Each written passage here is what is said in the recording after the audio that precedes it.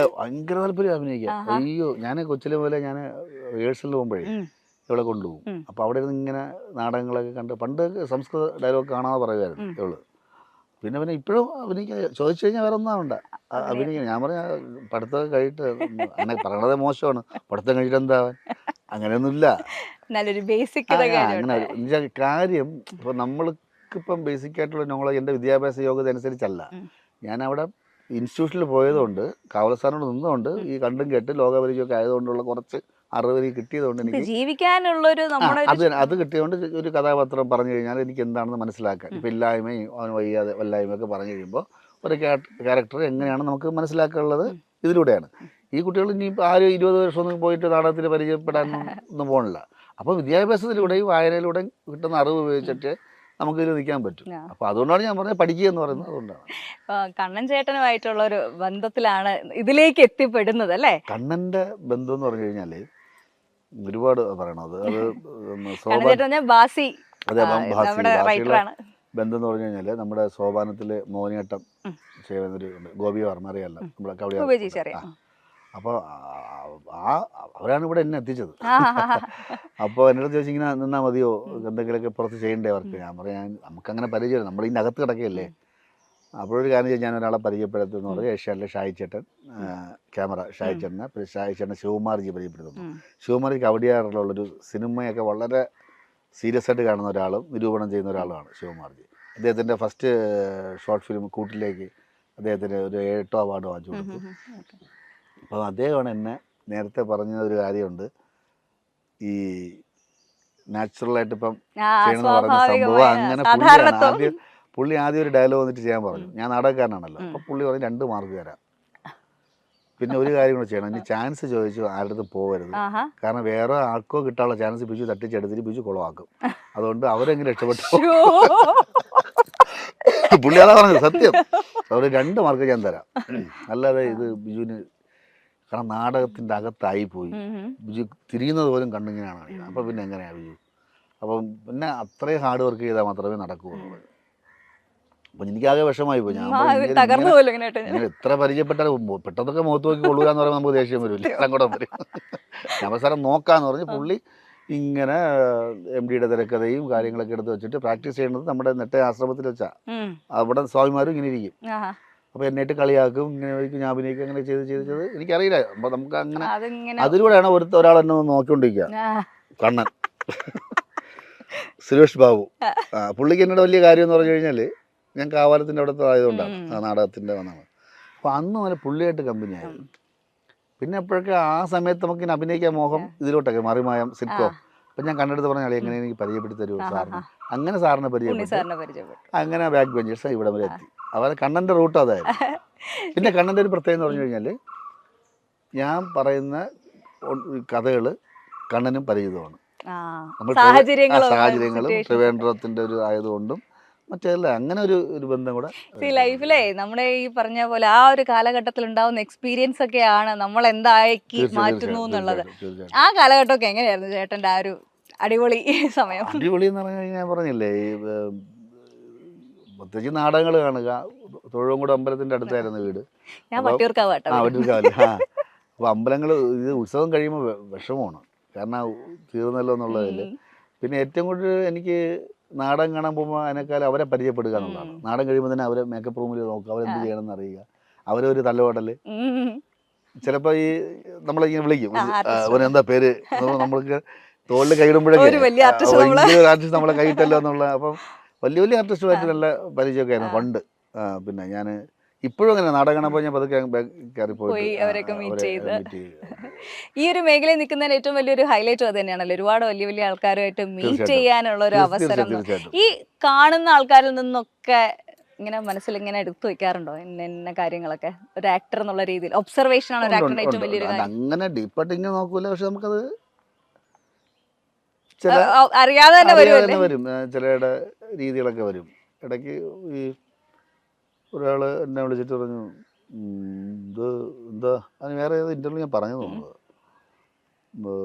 നിങ്ങളെന്തോ തമാശ ആണോ ചെയ്യുന്നത് ഇപ്പോൾ? അത് പറഞ്ഞ് തമാശ ഇല്ല, അത് പറഞ്ഞിട്ട് നിങ്ങൾ തമാശ എന്തോ ആണ്, ഒന്ന് കാണിച്ചേ എന്ന് പറഞ്ഞു. ഞാൻ പറഞ്ഞില്ല, അല്ല സാറേ ഞാനിങ്ങനെ ഇപ്പം തമാശ കാണിക്കുന്നത്. അല്ല പുള്ളി അല്ല തമാശ എന്നൊക്കെ. അപ്പം എനിക്കിങ്ങനെ അതുവരെ എനിക്ക് ദേഷ്യം വന്നില്ല. ഞാനിങ്ങനെ പിന്നെ ആലോചിച്ചപ്പോൾ അങ്ങനെ എന്നെക്കാൾ പ്രായമുള്ള ആളാണ്. അങ്ങനെ പ്രായം ഉണ്ടോ കൊണ്ട് പോകാൻ വയ്ക്കണമെന്നില്ലല്ലോ അല്ലേ? അതെ അതെ അതെ. നമ്മൾ സാർ എന്ത് ചെയ്യണേ? ഞാൻ സ്റ്റാറ്റിസ്റ്റിക്സ്. അവനൊരു കാര്യം സാറ് കുറച്ച് കണക്ക് എഴുതി കൂട്ടി, ഞാൻ കാണണ്ടെന്ന് പറഞ്ഞു. അല്ലേ ചുമ്മാ എനിക്ക് കുറെ കണക്ക് എഴുതി കൂട്ട് അല്ലേ? അപ്പൊ സാറിന്റെ ജോലിക്ക് സാറിന് ഞാൻ അപ്പൊ അവൻ അങ്ങനെ അപ്പൊ ഇതാണല്ലേ പറഞ്ഞത് തമാശ. അങ്ങനത്തെ കുറെ ഇപ്പൊ നമ്മൾ ഈ പറഞ്ഞ പോലെ ഇത്രയും വർഷമായിട്ട് വർക്ക് ചെയ്യല്ലേ, നമ്മൾ ആദ്യത്തെ ഒരു കുറച്ച് കാലമൊക്കെ അങ്ങോട്ടും ഇങ്ങോട്ടും ഈ ഫോർമൽ ആയിട്ടൊക്കെ സംസാരിക്കും. ഇത് കഴിയുമ്പോഴത്തേക്ക് നമ്മുടെ റിയൽ സ്വഭാവമൊക്കെ പുറത്തു അടി ഉണ്ടാക്കാറുണ്ടോ? അടി ഏറ്റവും കൂടുതൽ അടി ഉണ്ടാവണം എന്ത് വിഷയത്തില? അത് എല്ലാവരുടെയും അടീനെ പറ്റി കേൾക്കുന്ന അല്ല ഈ ഡയലോഗ് ഒക്കെ പറയുമ്പോൾ ഞാൻ അങ്ങനെ പറഞ്ഞാൽ ശരിയാവില്ലത്. അതെന്താ പറയാ ശരിയാവത്തെ? അങ്ങനെയൊക്കെ എനിക്ക് മണിക്കൂറുകളെ ഷൂട്ട് നിർത്തി വെച്ചിട്ടുണ്ട്. ഈ വർക്കിന്റെ പരമായിട്ട് തന്നെ ഞാൻ അങ്ങനെ പറഞ്ഞാൽ ശരിയാവില്ല. അതോ നിങ്ങൾ അങ്ങോട്ട് അത് ട്രിവാൻഡ്രം മറ്റേ അങ്ങ് പിടിക്കും, ട്രിവാൻഡ്രം പിടിക്കും, സെക്രട്ടേറിയറ്റ് പിടിക്കും, ഞാൻ അവിടെ വെണ്ടുരുത്തി പാലം പിടിക്കും. അങ്ങനെ വഴക്കുണ്ടായിട്ടുണ്ട്. പിന്നെ ഒരിക്കൽ ഇതുപോലെ എന്താ പറയുക, ഇടയ്ക്കൊരു രസമായ സംഭവം ഉണ്ടായി. അത് ഏതോ ഒരു യൂട്യൂബിൽ വന്ന ഇതാണ്. നിഷ സാരംഗ് ബിജു സോപാൻ നിഷ സാരംഗിനെ വഞ്ചിച്ചു. അപ്പോൾ ഇതെടുത്ത് നോക്കിയത് വീട്ടിലൊക്കെ കണ്ടത് എടുത്ത് നോക്കി. സംഭവം എന്തറിയാമോ, ഈ നിഷ ഈ ഡ്രൈ ഫ്രൂട്ട്സ് കൊണ്ടുവരും, ഞാനും ഇടയ്ക്കിടയ്ക്ക് കൊണ്ടുവരും. അപ്പോൾ നിഷ കൊണ്ടുവന്ന കുറച്ച് വലിയ ടിന്നാണ്. ഞാനത് ഈ ചെറിയ ബ്രേക്ക് സമയത്തൊക്കെ ഒരു സിനിമ എടുത്തിട്ട് പിള്ളേർക്കെല്ലാം കൊടുക്കും. അപ്പോൾ പിള്ളേർ തിന്നുമ്പോൾ പുള്ളിക്കാരൻ വിചാരിക്കണമെന്ന് വെച്ചാൽ ഞാൻ കൊണ്ടുവന്നതാണോ? അങ്ങനെ പിള്ളേർ എൻ്റെ അതൊന്നും കാണൂല. ഞാൻ ഇത് ഒറ്റയ്ക്ക് കഴിയുകയും ചെയ്യും. ഇത് തമാശയ്ക്ക് പറയാണ്, ഇങ്ങനെ എന്നെ ഭയങ്കര കള്ളനാണ് വഞ്ചകൻ. അത് എടുത്ത് ഒരുപാട് ഇങ്ങനെ ഈ ടൈറ്റിലുകൾ ഭയങ്കര ഒരു പ്രശ്നമാണല്ലോ. അങ്ങനത്തെ പല ടൈറ്റിലുകളും വന്നിട്ടുണ്ടാവില്ലേ? വന്നിട്ടുണ്ട്. താരം ദമ്പതികൾ വിവാഹിതരായി എന്ന് പറഞ്ഞിട്ട് നമ്മുടെ ഫോട്ടോ. അപ്പോൾ പക്ഷെ വന്നത് കണ്ണനും വർഷയും കൂടെ നമ്മുടെ സുരേഷ് നമ്മുടെ വന്നിട്ടുണ്ട്. ഈ ഒരു എന്താ പറയാ, അതൊക്കെ രസമുള്ള സംഭവമാണ് കേട്ടോ. വേറെ പക്ഷേ ഈ ഒരു സോഷ്യൽ മീഡിയ കാലഘട്ടത്തിൽ ഇത്രയും ഒരു അക്സെപ്റ്റൻസ് കിട്ടുക എന്ന് പറഞ്ഞു കഴിഞ്ഞാൽ അതിനെപ്പറ്റി ചിന്തിച്ചിട്ടുണ്ടോ? നമ്മുടെ ഒരു ഓഡിയൻസ് സാധാരണ TV പ്രേക്ഷകരല്ല, ടിവിയുടെ സീരിയൽ കാണുന്ന ആൾക്കാരെ അല്ല ഉപ്പുമുളകിന്റെ പ്രേക്ഷകരെന്ന് പറയുന്നത്. അതൊരു വേറെ നമ്മുടെ ഒരു സോഷ്യൽ മീഡിയയുടെ ആൾക്കാരാണ്. സോഷ്യൽ മീഡിയയിലാണ് ഏറ്റവും കൂടുതൽ ഇത് പോപ്പുലർ ആയിരിക്കുന്നത് അല്ലേ? അപ്പൊ അത് എപ്പോഴെങ്കിലും ഫോളോ ചെയ്യാറുണ്ടോ നമ്മൾ ഈ സ്ക്രിപ്റ്റ് ഒക്കെ ചെയ്യുന്ന സമയത്ത്? നമ്മുടെ പ്രേക്ഷകർക്ക് കുറച്ച് ഡിഫറെന്റ് ആയിട്ടുള്ള സാധനങ്ങൾ വേണം എന്നുള്ള കാര്യം ഉണ്ടല്ലോ. അവരുടെ ടേസ്റ്റ് ഒക്കെ നമുക്ക് എന്താണെന്ന് കറക്റ്റ് അറിയാം. പിന്നെ ഒരു കാര്യമല്ലേ, ഈ ഇപ്പൊ ആരാണ് സെലിബ്രിറ്റി അല്ലാത്ത? ഞാൻ ചോദിക്കട്ടെ, എല്ലാവരും അല്ലേ വീട്ടിലെ ഒരു 5 പേരുണ്ടെങ്കിൽ 2 പേരെ സെലിബ്രിറ്റി. കാരണം അവർ മൊബൈൽ എടുത്ത് വയ്ക്കുന്നു, അവർ റീൽസ് ചെയ്യുന്നു. പണ്ട് മൊബൈലിൽ TV കാണാൻ കഴിയാത്ത സംഭവങ്ങൾ സ്വയം ക്രിയേറ്റ് ചെയ്ത് അവർ സ്റ്റാർ ആകുന്നു. പണ്ട് ആരെങ്കിലും എന്നെക്കാൾ ഉദ്ഘാടനം ഒരാൾ പൈസ വാങ്ങലുണ്ട് ഇതിൽ റീൽസ് ചെയ്തിട്ട് ഒരാൾ. തീർച്ചയായിട്ടും ഈ സോഷ്യൽ മീഡിയ എന്നെക്കാൾ മീൻസ് എന്ന് പറഞ്ഞാൽ ഞാൻ ഇത്രയും വർഷം നിന്ന് അതിനേക്കാൾ പോപ്പുലാരിറ്റി ഉള്ള ഇൻസ്റ്റാഗ്രാമിലൊക്കെ ഉള്ള നമുക്ക് പണ്ടത്തെ കാലത്ത് എങ്ങനെയാന്ന് വെച്ചാൽ നമുക്ക് കഴിവുണ്ടായിട്ട് കാര്യമില്ല, വേറെ ആരെങ്കിലും ഒക്കെ കനിഞ്ഞാൽ മാത്രമേ നമുക്കൊരു അവസരം കിട്ടുള്ളൂ, അല്ലെങ്കിൽ നമുക്ക് എന്തെങ്കിലും ആവാൻ പറ്റും. ഇപ്പൊ കയ്യിൽ ടാലന്റ് ഉണ്ടോ അവർക്ക് തന്നെ അത് മാർക്കറ്റ് ചെയ്യാൻ. ഞാൻ പോയിട്ടെ ഇപ്പൊ എത്ര വീട്ടമ്മമാര് അല്ലെങ്കിൽ വീട്ടിലെ ആൾക്കാർ ഹസ്ബൻഡ് ആൻഡ് വൈഫ് എല്ലാം കൂടെ ചേർന്നുകൊണ്ട് ഓരോ സംഭവങ്ങൾ ചെയ്യണമ്പോൾ നാച്ചുറലായിട്ട് ചെയ്തിട്ട് പോകല്ലോ അവര് അല്ലേ? തീർച്ചയായിട്ടും. ആ കാര്യത്തിൽ ഇപ്പൊ എനിക്കതിന് പിന്നെ ആരാധിക്കുക എന്നുള്ളതാണ്.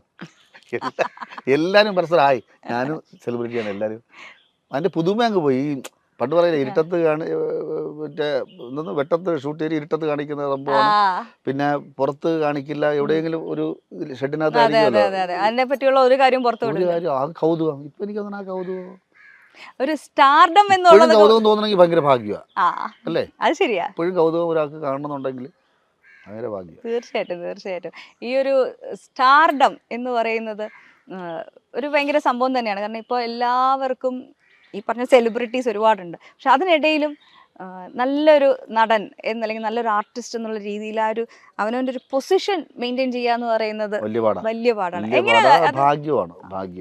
എങ്ങനെ തോന്നുന്നു ഈ ഒരു, അതായത് ഭയങ്കര ഒരു റെസ്പോൺസിബിലിറ്റി ഉള്ള പോലെ ഫീൽ ചെയ്യാറുണ്ടോ? ഒരുപാട് പേരില്ലേ, അപ്പം അതിൽ ഒരാളെ തന്നെ അങ്ങനെ തിരഞ്ഞെടുക്കുക. ഒരാളെ മീൻസ് അങ്ങനെയല്ല, ഒരുപാട് പേരിൽ ഈ കാറ്റഗറീസ് ഉണ്ടല്ലോ. ഇങ്ങനെ ആൾക്കാർ ഇഷ്ടപ്പെടുന്നവർ എല്ലാവരും ഇഷ്ടപ്പെടുന്നുണ്ടെങ്കിലും പോലും കുറച്ചുകൂടെ നോട്ടബിൾ ആയിട്ടുള്ള ആൾക്കാർ. ഈ ഉപ്പുമുളക് ഇങ്ങനെ നമ്മൾ ഇത്രയും വർഷമായിട്ട് കാണുകയാണ്, ഇതിനകത്ത് പറയാൻ പറ്റുന്ന, അതായത് ഒരു അച്ഛനും അമ്മയും ഇത്രയും മക്കളുള്ളൊരു വീട്ടിൽ പറയാൻ പറ്റുന്നതായിട്ടുള്ള ഒരുവിധപ്പെട്ട വിഷയങ്ങളൊക്കെ എടുത്തിട്ട് അലക്കി കഴിഞ്ഞു. ഇത് എങ്ങനെ വിഷയം ഉണ്ടാക്കുന്നു, അതൊരു വലിയൊരു സംശയമാണ് കേട്ടോ. അതാണ് മനുഷ്യരാ, നമുക്ക് ഓരോ വിഷയങ്ങൾ ഓരോ ദിവസം വരും. ഇപ്പം എൻ്റെ വീട്ടിൽ തന്നെ കണ്ടില്ല, ഓരോ വിഷയങ്ങൾ വരും, ഓരോ ദിവസവും ഓരോ വിഷയങ്ങൾ വരും.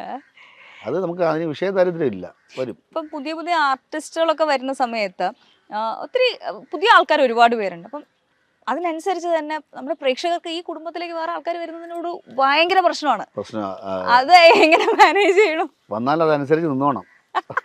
ഓവർഡു ചെയ്ത് കഴിഞ്ഞാൽ അപ്പം വിളിച്ചിട്ട് വിളിക്കും. കാരണം സിറ്റ്കോമില് നിങ്ങൾ ചെയ്തു വെച്ചിരിക്കുന്ന ഒരു സിസ്റ്റം നമ്മുടെ സാധാരണ സീരീസ് ഒന്നും ഡിഫറെന്റ് ആണ്. അപ്പം ബാക്കി ആർട്ടിസ്റ്റുകൾ വരുന്ന സമയത്ത് ഈ ഒരു ട്രാക്കിലേക്ക് എത്തിപ്പെടുക അക്സെപ്റ്റ് ചെയ്യില്ല. എത്ര വലിയ ആർട്ടിസ്റ്റ് ആയിക്കോട്ടെ, അവരവിടെ എത്ര സ്റ്റാർ ആയിരുന്നാലും ഇവിടെ വന്നു കഴിഞ്ഞാൽ വലിയ പാടാ.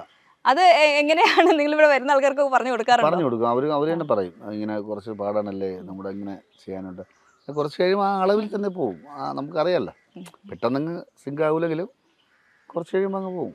ഇപ്പം ഒരു എന്താ പറയുക, സീസൺ 1 നിന്നും സീസൺ 2 വന്നപ്പോൾ ഭയങ്കര മാറ്റങ്ങൾ ഉണ്ടാക്കുന്നു. കുട്ടികളുടെ മാറ്റം തന്നെ ഒരുപാട് കഥകൾ മാറി. എങ്ങനെയാണ് ആ ഒരു മാറ്റം ബാലൻസ് ചെയ്ത് കൊണ്ടുപോകുന്നത്? അതായത് പ്രേക്ഷകനെ ഇഷ്ടപ്പെടുന്ന രീതിയിൽ എത്തിക്കണമല്ലോ അത്. അല്ല, ഇപ്പം ഞാൻ പറയും, ഈ മാറ്റം ഒന്നാമത്തെ കാര്യം, ഈ ഇപ്പം കേശുവിനെ വെച്ച് കുട്ടികളെ കളിക്കാൻ പറ്റില്ല, ശിവാനി കുട്ടികളെ കളിക്കാൻ പറ്റില്ല, പിന്നെ പാറക്കുട്ടി. അപ്പം ഇപ്പോഴത്തെ നില അനുസരിച്ച് എന്തൊക്കെ ഒരു, ഇപ്പം കേശുവിൻ്റെ യുവാവാണല്ലോ, യുവാവിനുണ്ടാകുന്ന പ്രശ്നങ്ങളാണ് ഇപ്പോൾ. അവന് ലൈനായി, വേറെ ആയി, ഞാൻ കുറച്ചുകൂടെ കിളവനായി എന്നാണ് പറയണത് ഇപ്പോൾ അവര്. മര്യാദയ്ക്ക് കിളവനായില്ല, മര്യാദയ്ക്ക് വീട്ടിൽ അടങ്ങി ഒതുങ്ങി കിടന്നൂടെ, വീടിൻ്റെ പുറത്ത് എന്നാണ് ഭാര്യയും മക്കളൊക്കെ പറയുന്നത് തന്നെ. അപ്പോൾ അത് അങ്ങനെ, അപ്പോൾ ആ ലെവലുള്ള കഥകളായി. പിന്നെ അതിൽ തന്നെ രസിക്കാനുണ്ടല്ലോ, രസം എല്ലാ ഏജിലുണ്ടല്ലോ. അപ്പോൾ ആ ഏജ് അതിനനുസരിച്ചിട്ടുള്ള ഒരു മാറ്റവും നമ്മുടെ പ്രേക്ഷകർ അതനുസരിച്ച്, കാരണം കാലത്തിനനുസരിച്ച് മാറ്റം നമ്മളിൽ ഉണ്ടാവുന്ന പോലെ കഥയിലും. ഇപ്പോഴത്തെ പറഞ്ഞാൽ അത് ഞാൻ പറയാനുള്ള വിഷയമാണ്. ഇപ്പോൾ ഒരു വാക്ക് നമുക്ക് പറയാൻ പറ്റുന്നില്ല. നമ്മൾ പറയുന്നത് കഥയ്ക്ക് വേണ്ടിയാണ്, അല്ലാതെ ഒന്നുമല്ല. ഇപ്പം ഞാൻ നീലുവിൻ്റെ അടുത്ത് നിന്നെ അടിച്ച് റെഡി പറയാൻ പാടില്ല. പൊളിറ്റിക്കൽ കറക്റ്റ്നെസ് എന്നെ ഇടിക്കും അങ്ങനെ ചെറുത്തി. സ്ത്രീകൾക്കെതിരെ വാക്ക് പറയാം. ഞാൻ പറയും, എന്തോന്ന് വയസ്സായെന്ന് പറയാൻ പാടില്ല. ബോഡി ഷേമിങ് കഴിഞ്ഞാൽ പറഞ്ഞു, എന്നെ കണ്ടു കഴിഞ്ഞാൽ ഗോതമ്പ് മാവ് ചുരുട്ടി എങ്ങനെ ചുവലെറിയുമ്പോൾ എങ്ങനെ ഇരിക്കും, അതുപോലെയാണ് ഞാൻ ഇരിക്കുന്നത്. മനസ്സിലായില്ലേ? അപ്പം ഗോതമ്പ് മാവി മൈദയോ ഗോതമ്പ് ഉരുട്ടി നല്ല ശക്തി ചെവിലെറിഞ്ഞാൽ എങ്ങനെ ഇരിക്കും, അതാണ് ഞാൻ എന്ന് പറയാൻ പറ്റും. നടന്നു വരേണ്ട കണ്ട കുട്ടിയാനാണോ, ഉരുണ്ട് വരെ കുളക്കട്ടയാണോ, എന്താണെന്നുള്ള ഈ അങ്ങനെയൊക്കെ പറയാം. പക്ഷെ അങ്ങനെ പറയണം, പറഞ്ഞാൽ നമുക്ക് ഓടുള്ളൂ സംഭവം. അങ്ങനെ പറയാം. പക്ഷെ തിരിച്ച് പിന്നെ കെട്ടിച്ചയച്ചു എന്ന് പറയാൻ പറ്റും. നമ്മൾ പറയാം, നിന്നെ ഞാൻ കെട്ടിച്ചയച്ചില്ലേ, കെട്ടിച്ചയച്ചു എന്ന് പറയാൻ പാടില്ല. അതെനിക്കറിയില്ല എന്താണെന്ന്. പക്ഷെ പറയാൻ നമ്മളിപ്പം ലൈഫിൽ അല്ലെങ്കിൽ പറഞ്ഞ ഒരാൾ ഹർട്ട് ചെയ്യാൻ പാടില്ല. ഇതൊരു കലയല്ലേ, അപ്പം അതുപോലും ഒരു തരുന്നില്ല. അതുകൊണ്ട് എന്താ പറയുക, ഒന്നും നമുക്ക് പറയാൻ പറ്റുന്നില്ല. ആ ഒരു ഫ്രീഡം പോയി കഴിയുമ്പോൾ നമ്മൾ സാധാരണ വീട്ടിലൊക്കെ സംസാരിക്കുന്ന ആ ഒരു സാധനങ്ങളൊന്നും നിനക്ക് ഞാൻ ഒരുപാട് ആഹാരങ്ങൾ വാങ്ങിച്ചു തന്നു കേട്ടോ. അച്ഛന് മോളടുത്ത് കണക്ക് പറയുന്നു, അത് പറയാൻ പാടില്ല. പൊളിറ്റിക്കൽ കറക്റ്റ്നെസിന്റെ ഒരു സംഭവം ഉണ്ട്. അതായത് നമ്മൾ വംശീയമായ അധിക്ഷേപം, കളറ്, അല്ലെങ്കിൽ സ്ത്രീകൾക്കെതിരായിട്ടുള്ള എന്താ പറയാ ഉപദ്രവം വരുന്ന രീതിയിലുള്ള സാധനങ്ങൾ പറയില്ല, അങ്ങനെ ബേസിക് സാധനങ്ങളൊക്കെ. അല്ല, അതിപ്പോൾ ഞാനൊരു പബ്ലിക്കായിട്ട് ഒരാളുടെ ഒരു ജാതിയോ അല്ലെങ്കിൽ ചെയ്താലും ഓക്കെയാണ്. ഇത് ഞാൻ പറഞ്ഞ ഇങ്ങനത്തെ പ്രശ്നങ്ങൾ പറയേണ്ട കാര്യങ്ങൾ പറയാതിരുന്നാൽ ഇത് ഒരു മെസ്സേജ് കൂടെ അല്ലേ. നമ്മൾ ഇതിലൂടെ അവതരിപ്പിക്കുന്നത് പറയാൻ പാടില്ല എന്ന് കാണിക്കുമ്പോൾ പറയണ്ടേ. അതെ, ആ ഒരു പറയാൻ ഉദ്ദേശിക്കുന്ന ഒരു രാഷ്ട്രീയം ഉണ്ടല്ലോ. ആരോഗ്യത്തിന് ഹാനി കാണിക്കുമ്പോൾ മറ്റേ വലിച്ചിട്ടല്ലേ കാണിക്കണേ. വലിക്കാതെ ദൂരെ വെച്ചിട്ട് സിഗരറ്റ് എങ്ങനെ ആരോഗ്യം കാണിക്കും? അപ്പൊ അത് പിക്ചറൈസ് ചെയ്യണ്ടേ, അത് കാണിക്കണ്ടേ, എന്നാലും നമുക്ക് പറയാൻ പറ്റും സിഗരറ്റ് വലിയും കള്ളുകൂടിയും ആരോഗ്യത്തിന് ഹാനികരമാണെന്ന് നമ്മൾ ചെയ്ത് കാണിക്കണ്ട. അപ്പോൾ ചെയ്ത് കാണിക്കുന്നത് കലയിലൂടെ അല്ലേ, ഇതിലൂടെ. അപ്പോൾ അതുപോലും പറ്റുന്നില്ല. ചേട്ടന് തോന്നുന്നുണ്ടോ നമ്മൾ ഈ ഫിക്ഷനിലൊക്കെ അല്ലെങ്കിൽ നമ്മൾ എന്റർടൈൻമെന്റ് പർപ്പസിന് വേണ്ടി കാണിക്കുന്ന സിനിമ, സീരിയൽ പോലെയുള്ള സാധനങ്ങൾ നമ്മുടെ ഒരു സമൂഹത്തില് അല്ലെങ്കിൽ യങ്സ്റ്റേഴ്സ് എന്നുള്ള ആൾക്കാരെ ഇൻഫ്ലുവൻസ് ഡയറക്ട്ലി ചെയ്യപ്പെടുന്നു തോന്നുന്നുണ്ടോ? നല്ല കാര്യങ്ങളുണ്ട് അല്ലേ, നല്ല കാര്യങ്ങൾ എന്തുമാത്രം ഉണ്ടല്ലേ. അതൊന്നും ഒരിക്കലും അത് നമുക്കതൊരു പിടിവെള്ളിയാണ്. അങ്ങനെ കാണിച്ചല്ലോ, അതുകൊണ്ട് എനിക്ക് കാണിക്കാം. ചൂണ്ടിക്കാണിച്ചു എന്നാ അവൻ ഒരു പടത്തിൽ ഒരു പാവപ്പെട്ട ഒരു ദരിദ്രനായ ഒരു യുവാവ് പഠിച്ച് പാസ്സായി AS എടുത്തു, അവൻ അമ്മയെ നോക്കിയ രക്ഷകനായി മാറി. അതുപോലെ മാറ്, എങ്കിൽ ഞാൻ അതുപോലെ ആവും. മറ്റേ വെള്ളമടിച്ച് ഓടിക്കട്ടെ, എന്നാ പിന്നെ ഞാൻ വെള്ളമടിച്ച് ഓടിക്കട്ടെ എന്ന് പറഞ്ഞാൽ ആ സിനിമ കണ്ട്